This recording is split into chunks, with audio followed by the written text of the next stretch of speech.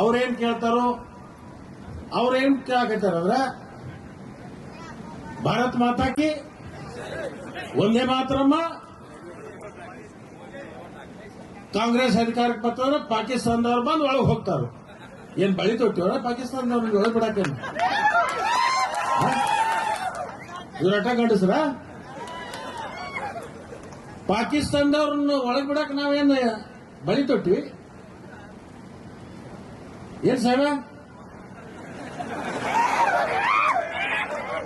1000 ಮಂದಿ ಮಾಡಿ ನಿಲ್ತಾರೆ. ಯಾಕೆ ಹೋಗ್ಬೇಕ್ರ ಇಲ್ಲಾಕ್ ಬಂದಿರಿ ನೀವು ಅಂತ ಹೇಳಿ